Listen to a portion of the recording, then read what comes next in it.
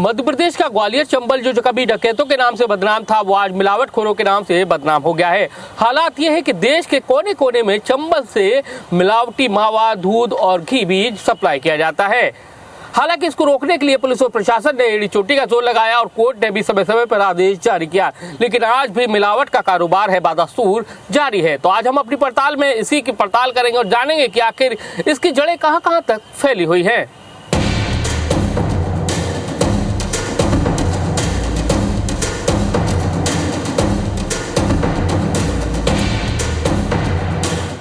हैरत की बात यह है कि ग्वालियर चंबल में जितना दूध का उत्पादन नहीं होता है, उससे कई गुना ज्यादा उसकी सप्लाई होती है। यही वजह है कि जहरीला जो खाद्य पदार्थ है वो देश के कोने कोने में परोसा जा रहा है। हालांकि इसको रोकने की तमाम कोशिशें हुई, लेकिन कोशिशें कितनी कामयाब हुई उसका हश्र आपके सामने है। ऐसे में कुल मिलाकर कहा जा सकता है कि ग्वालियर चंबल में जो नकली मावे का और जो सप्लाई की जाती है, उस पर कोई एक बड़ा प्रभावी कदम उठाना बहुत जरूरी है, तभी इसकी सप्लाई रोकी जा सकती है। नहीं तो इसकी जद में न जाने कितने लोग आने वाले हैं। ग्वालियर चंबल में किस तरह से नकली दूध और मावा और घी बनाया जाता है, उसकी लाइव तस्वीरें हमारे मुरैना के संवाददाता सत्येंद्र सिंह तोमर दिखाएंगे, तो वहीं भिंड से विनोद अर्गल आपको ये तस्वीरें लाइव दिखाएंगे।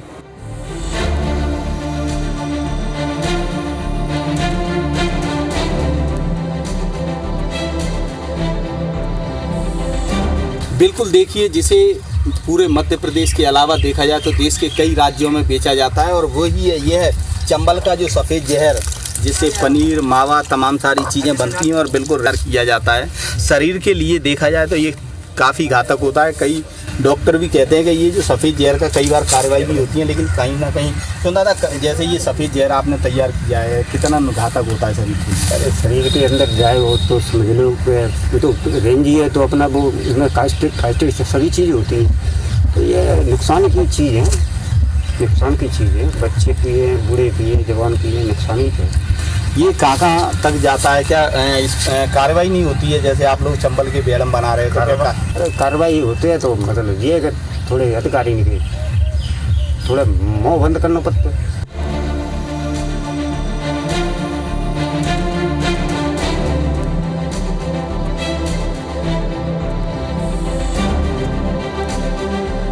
हम देखेंगे कि किस प्रकार खोया बनाया जाता है, किस तरीके से उसको सप्लाई किया जाता है।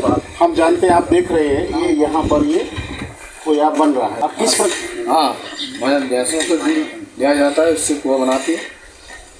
और फिर कहाँ ले जाते हैं इसको? कहीं नहीं, लोकल बाजार में दूध देती है। इन्होंने बताया कि यहाँ पर गांव देहात से भैंसों से दूध लाते हैं और लाने के बाद खोया बनाते हैं और बनाने के बाद ये बाज़ार में सप्लाई कर देते हैं और जाने के बाद वो दुकानों पे 10-10 दिन रखा रहता है। वो खोया सड़ता है, उसमें कीड़े पड़ते हैं या जो भी स्थिति से उसमें जो भी इन्फेक्शन होता है वो होता है। यहाँ पर ये दूध आता है, दूध आने के बाद आप देख रहे हैं भट्टी में खोया बनाया जाता है और खोया बनाने के बाद उसको निकाल कर रख दिया जाता है। यहाँ से जो लोग आते हैं ग्राहक, वो लेके चले जाते हैं। और अब बात ग्वालियर की। ग्वालियर जिले से 80 किलोमीटर दूर IBC 24 के संवाददाता महेंद्र कुशवाहा भी भंवरपुरा जंगल पहुंचे, लेकिन उनके पहुंचने से पहले ही ग्वालियर पुलिस ने वहां रेड कर दी। इस दौरान पुलिस ने गांव में घरों के बाहर 4 स्थलों पर मावा और घी बनता हुआ मिला। मावा बनने की जगह पर संदिग्ध पाम ऑयल भी जब्त किया गया, जिसे देखकर पुलिस भी दंग रह गई।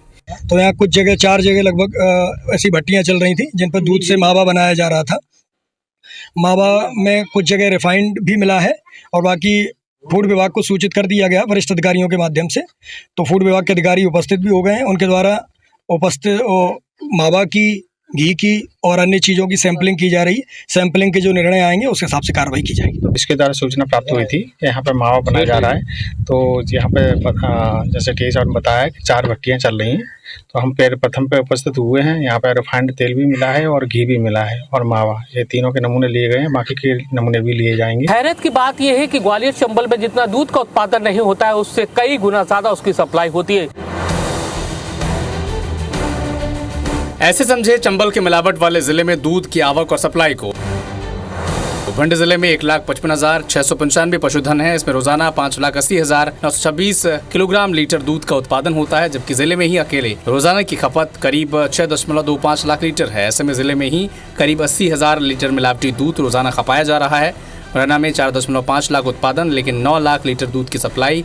चंबल संभाग के मुरैना में दुधारू पशुओं की संख्या 2,30,000 है। यहाँ इन पशुओं से दूध का उत्पादन 4.5 लाख लीटर का है, लेकिन स्वास्थ्य विभाग की जांच में सामने आया कि यहाँ से 9 लाख लीटर दूध की सप्लाई होती है। भिंड जिले में तो बाकायदा 1.5 दर्जन से अधिक ऐसे गांव हैं जहां पर इस काले कारोबार को खुलेआम किया जाता है। इन्हीं गाँव में हर दिन 2 लाख लीटर नकली दूध बनाया जाता है। इसे मिश्रित दूध के नाम पर दूसरे जिलों में भेज कर खपाया जाता है। MP की अगर बात करें तो पिछले 2 सालों में मिलावट से मुक्त अभियान के तहत कुल 37,343 सैंपल की जांच स्टेट फूड लेबोरेटरी में की गई। इनमें से 6,480 सैंपल जांच में फेल पाए गए। इसके साथ ही प्रदेश भर में कुल 605 व्यापारियों के खिलाफ पुलिस ने FIR दर्ज की।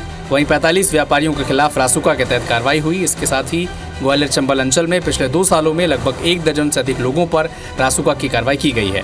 कांग्रेस आरोप लगा रही है कि मिलावटखोरों को सरकार का संरक्षण प्राप्त है। ये माफियों की सरकार है, दिखावट के लिए कार्रवाई करती है। तो कार्रवाई के नाम पर केवल दिखावा हो रहा है और माफियों पर जो नकेल कसी जाना चाहिए, चाहे वो रेत के माफिया हों, चाहे वो खाद्य माफिया हों, चाहे मिलावटखोर हों, इस समय पूरे तंत्र पे हावी है। तो वहीं पूर्व सांसद विवेक शेजवलकर मानते हैं कि मिलावटखोरों के खिलाफ सख्त कानून की ज़रूरत है। ड्रग्स जैसे नशीले कारोबार में ये भी शामिल है, तभी ये रुक पाएगा, नहीं तो चलता रहेगा। ये बहुत भयंकर खतरा है और स्वास्थ्य का खतरा है, एक तरह से मानवता के लिए खतरा है। उम्मीद है सरकार इसमें और गंभीरता से विचार करेगी और एग्जीक्यूट भी करेगी जो कानून के आधार पर कार्रवाई होनी है, और नए और अधिक सख्त कानून बनाने में भी मेरा मानना है कुछ आगे बढ़ने की ज़रूरत है। मिलावटखोरों का मध्य प्रदेश ही नहीं बल्कि पड़ोसी राज्यों में भी जाल फैला है। दूध, मावा, पनीर, घी मध्य प्रदेश से उत्तर प्रदेश, महाराष्ट्र, गुजरात, राजस्थान तक सप्लाई होता है। ये लोग 40 रुपये लीटर में दूध और 175 से 200 रुपये किलो में मावा पनीर दे देते हैं। सस्ते के लालच में दूसरे राज्यों के दुकानदार भी मिलावटी सामान के धंधे में भागीदार बन गए हैं।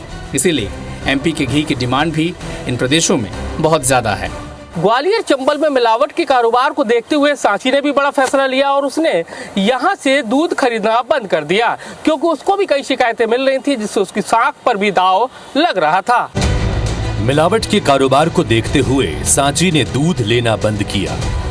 ग्वालियर चंबल संभाग के आसपास के इलाकों से बड़ी मात्रा में शहर में दूध आता है और सांची भी यहीं से दूध लेता था, लेकिन दूध में मिलावट और गुणवत्ता को लेकर शिकायतों के बाद अब सांची संघ ने बड़ा फैसला लेते हुए 6 सेंटर से दूध की खरीदी बिल्कुल बंद कर दी है।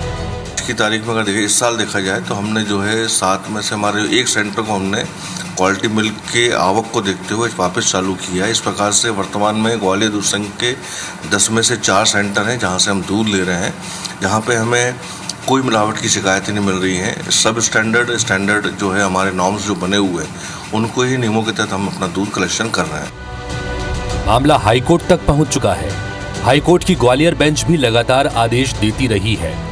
साथ ही नए आदेश के तहत हाईकोर्ट ने एक रिटायर्ड जिला जज संजय चतुर्वेदी और पूर्व सीनियर IAS BM शर्मा की निगरानी में एक कमेटी का गठन किया, जिससे मिलावटखोरों से सख्ती से निपटा जा सके। लेकिन हालात फिर भी नहीं बदले।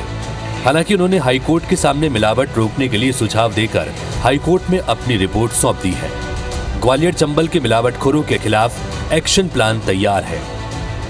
नकली मावा को लेकर माननीय उच्च न्यायालय ने एक कमेटी बनाई थी, जिसमें मैं स्वयं था, डिस्ट्रिक्ट जज साहब थे। हमने बड़ी बारीकी से देखा। उसके पीछे तो एक दो कारण हैं। पहला कारण तो यह है कि ये भिंड और मुरैना में ये कुटीर उद्योग की तरह काम करता है। घर घर मावा बनता है, हर घर में भैंसें पली हुई हैं, मावा बन रहा है। कुछ जिलों ने किए हैं, प्लांट बनाए हैं, लेकिन बात यह है कि ऐसी चेकिंग नहीं है जहाँ लोगों को लगाकर ही केवल चेकिंग हो जाए। आपको चेकिंग करने के लिए लैब चाहिए। हाईकोर्ट की सख्ती के बाद ग्वालियर सहित आसपास के जिलों में फूड सेफ्टी ऑफिसर ने कार्रवाई की।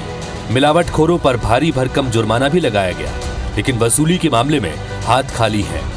हालांकि कलेक्टर का दावा है कि पहले से ज्यादा वसूली की जा रही है। वसूली अब काफ़ी इम्प्रूव हो गई है पहले की अपेक्षा। लोगों के लाइसेंस भी हमने लास्ट मंथ में कैंसिल किए थे, माननीय हाई कोर्ट ने भी इसको रिव्यू किया था, तब इसको बड़ा अच्छे से टेकअप किया था। तो ऐसे लोग जिन लोगों के सैंपल्स फेल होके आए और दूसरी बार में उनका कैंसिल हुआ तो उनके लाइसेंसेस सस्पेंड करे, और जैसे ही उनके लाइसेंसेस सस्पेंड करे तो वसूली की राशि भी अपने आप प्रॉपर आने लगी, तो अब इम्प्रूवड है।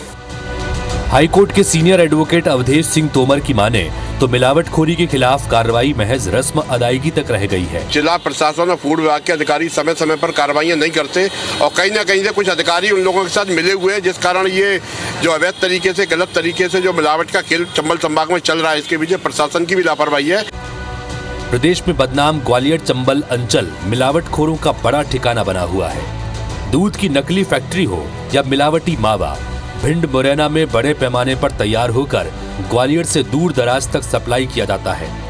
हर साल सरकार स्पेशल अभियान चलाने का दावा करती है, लेकिन फूड लेबोरेटरी पर चुप्पी साध जाती है। कमलनाथ सरकार में ग्वालियर के हरावली में फूड लेबोरेटरी का शिलान्यास किया गया।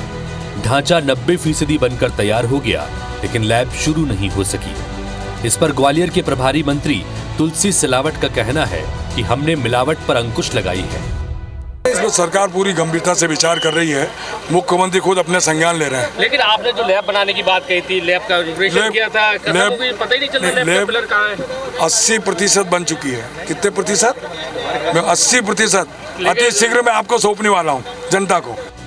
कुल मिलाकर देखा जाए तो मिलावट के कारोबार में जितने मिलावटखोर दोषी हैं, उतने ही प्रशासन और सरकार के जिम्मेदार भी दोषी हैं। हमारे साथ में खाद्य सुरक्षा अधिकारी जो हैं मनीष स्वामी जी हैं, वो उनके साथ में पूरा डेमोन्स्ट्रेशन हम समझेंगे किस तरीके से जो मावा है, दूध है, इनमें किस तरीके की मिलावट होती है और उसको आप घर बैठे कैसे चेक कर सकते हैं। सर, सबसे पहले हम क्या चेक करने वाले हैं और ये कौन कौन से आज हमारे पास जैसे मावा हो गया, दूध हो गया, किस तरीके के हम चेक करेंगे? तो मिल्क से चालू करते हैं हम। सबसे पहले हम देखते हैं मिल्क आता है, तो मॉर्निंग में सबसे पहले मिल्क आया और यदि आपको चेक करना है इसमें पानी तो नहीं मिला है, बहुत आसान है पानी का। ये देखिए मैंने एक प्योर मिल्क जो है ये इसमें रखा हुआ है। यदि हम प्योर मिल्क जो है एक ग्लास की इस तरह से एक सरफेस है, उसमें हम प्योर मिल्क कोई एक ड्रॉप को यहाँ डालते हैं।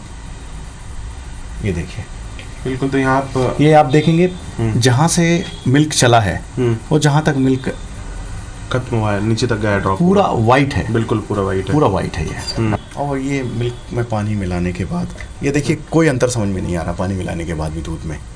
लेकिन यदि हम इसको इस सरफेस पे एक ड्रॉप इसकी हम बहाते हैं, ये देखिए ये इसमें कहीं मिल्क ये पानी छोड़ते हुए दूध आगे बह गया, केवल आपको दूध नीचे दिखाई दे रहा है, ये पूरा दूध नीचे आ जाएगा। जो IBC 24 का दर्शक है वो कैसे जाने, कैसे समझे कि उसके घर में मिलावटी मिठाई तो नहीं आई है? 2 तरह के मावे आपके सामने हैं, तो इसमें थोड़ा थोड़ा स्टार्च हमने ऐड किया हुआ है, ये दिख रहा है, जनरली दिखता नहीं है। और ये आपका प्योर मावा है। इस पर हम टिंचर आयोडीन की कुछ सॉल्यूशन, कुछ ड्रॉप जो है ऐड कर देंगे, देखिए क्या होता है। ये जिसमें स्टार्च ऐड किया हुआ है और ये जिसमें स्टार्च हमने ऐड नहीं किया है, देखिए क्या अंतर है, आप खुद समझेंगे। कि जो मिलावटी मावा है उसमें आप यहाँ देख रहे होंगे कि वो मावे का कलर जो है डार्क ब्लू यानी ब्लैक तरीके का आपको नज़र आ रहा है, यानी कि ये मावा जो है मिलावटी है और ये आपके लिए जहर है। दूसरी ओर हम देखेंगे जो प्योर मावा है उसके ऊपर जो बूंद डाली गई है तो उसका कलर जो है वो सुनहरे तरीके के सा हल्का सा एक गोल्डन कलर जो है वो नज़र आ रहा होगा आपका, जो कि लगभग उस मावे में मिक्स हो गया है, कोई कलर उसका फॉर्म करते हुए नजर नहीं आ रहा है, यानी कि ये मिलावटी मावा नहीं है। और ये मिलावटी हमने सीनियर अधिकारी उन्होंने आपको बताया है कि कैसे गृहिणी या कोई भी आम व्यक्ति घर बैठकर चेक कर सकता है कि घर में आपके पहुंचने वाली सामग्री मिलावटी तो नहीं है। सबसे बड़ी समस्या दीपावली पर्व में लोगों के सामने ये आती है कि आखिर जो खोवा या फिर मिठाइयाँ, बेसन, नमकीन, जो भी चीज़ें वो खरीद रहे हैं या खरीद कर घर ला रहे हैं और मिठाइयाँ या नमकीन बना रहे हैं, वो कितना शुद्ध है। आज इसी पर हम बात करेंगे और बात करने के लिए हमारे साथ मौजूद हैं खाद्य विभाग के अधिकारी देवेंद्र दुबे। आयोडीन का सोल्यूशन जो है उसका एक नेचर ये होता है कि जब भी ये स्टार्च के कांटेक्ट में आता है तो ये एक डार्क कलर देता है। अब स्टार्च का एक बहुत सिंपल फॉर्म होता है, इसका कलर और स्टार्च में जब हमने डाला है तो इसके रिएक्शन से आने वाले कलर में कितना फ़र्क है। अब अगर हमने कोई मिठाई ली है और मिठाई में के मावा में अगर स्टार्च को मिलाया गया है तो जैसा कलर आलू में आया है वैसा ही कलर इसमें आना चाहिए, क्योंकि इसमें भी स्टार्च की हम उम्मीद कर रहे थे, इसी हमें आशंका थी। हम इसको देखते हैं कि क्या इसमें कलर आ रहा है, क्या कलर में कोई बदलाव हो रहा है। तो ये आयोडीन को मिलाने के बाद भी आयोडीन सोल्यूशन अपने सेम कलर में है, पुराने कलर में ही है। इसका मतलब ये है कि इन मिठाइयों में स्टार्च जैसी चीज़ों को नहीं मिलाया गया है। हमारे साथ में लैब टेक्नीशियन अभिषेक जी हैं, उनसे बात कर लेते हैं कि आखिर किस तरीके से मावे की जांच जो है वो अपनी इस चलित लैब में करते हैं और किस तरीके से लोगों को ये बताते हैं कि आखिर अभिषेक जी आपके पास मावे के सैंपल्स हैं, किस तरीके से देखें कि इसको लैब में किस तरीके से टेस्ट किया जाता है, ऐसा कौन सा केमिकल होता है जिससे ये जानकारी लग पाती है कि मावा असली है या नकली है। हम ये मावा लिया, मावा को किसी भी आप गिलास में डाल सकते हैं या फिर कोई भी परख नली हो आपके पास उसमें कर सकते हैं। उसमें आप 2 से 3 बूंद मावा डाल दीजिए। वो मावा नहीं, आयोडीन डालना है। हमने ये आयोडीन डाला, ठीक है। आप देखिए अगर आयोडीन का कलर सेम रहता है, उसमें ब्लैक कलर नहीं आता है, ठीक, बैग या रेड कलर नहीं आता है, वो उसी तरह का रहता है जिस तरह का आयोडीन है, तो मावा असली है। इधर मिलावटखोरी के खिलाफ लड़ाई में कितनी लापरवाही बरती जा रही है, इसे जबलपुर के हालातों से समझा जा सकता है। यहाँ फूड सैंपल्स की जांच रिपोर्ट जल्द दिलवाने के लिए बनवाई गई डिविजनल टेस्टिंग लैब करीब 3 साल पहले बनकर तैयार हो गई थी, लेकिन स्टाफ की नियुक्ति न होने से लैब में टेस्टिंग शुरू नहीं हो पाई। जबलपुर के डुमना एयरपोर्ट रोड पर डिविजनल फूड टेस्टिंग लैब की भव्य इमारत बनाई गई थी। ये जबलपुर संभाग के फूड एंड ड्रग सैंपल्स की जांच के लिए बनाई गई वही लैब की इमारत है, जिसका 24 जून 2020 को कमलनाथ सरकार में भूमि पूजन किया गया था। इसके बाद ये इमारत 27 सितंबर 2021 में 3 करोड़ 30 लाख रुपयों की लागत से बनकर तैयार हो गई। लेकिन पहले मशीनों और फिर स्टाफ की नियुक्ति में लेट लतीफी से फूड सैंपल्स की जांच का काम शुरू नहीं हो पाया। फिलहाल फूड सैंपल जांच के लिए भोपाल भेजे जाते हैं और जहां से जांच रिपोर्ट आने में 1 महीने से ज्यादा का वक्त लग जाता है। स्टाफ भी आ गए हैं, वो इंस्टॉलेशन भी मशीनों का स्टार्ट कर दिया गया है और विद इन 1 मंथ मेरे समझ में तो स्टार्ट हो जाना चाहिए एनालिसिस। सेम डे, वो तो 14 दिन का प्रावधान है एक्ट में, तो अवधि के अंदर मिल रही जांच। ग्वालियर चंबल में जहरीला खाद्य पदार्थ बनाने वालों के खिलाफ पुलिस और प्रशासन ने एड़ी चोटी का जोर लगा दिया। उन्हें रोकने के लिए हाईकोर्ट ने भी समय समय पर ऑर्डर दिया। इसके साथ ही देश में पहली बार मिलावटखोरों के खिलाफ ग्वालियर चंबल से एनएसए तक की कार्रवाई की गई, लेकिन आज भी बादस्तूर मिलावटखोरी का कारोबार है वो जारी है। ऐसे में ही कह पाना मुश्किल है कि ग्वालियर चंबल में कभी मिलावटखोरी का कारोबार रुक पाएगा भी या नहीं। फिलहाल IBC 24 की पड़ताल में सिर्फ इतना ही। फिर मिलेंगे नए मुद्दों के साथ, तब तक के लिए नमस्कार।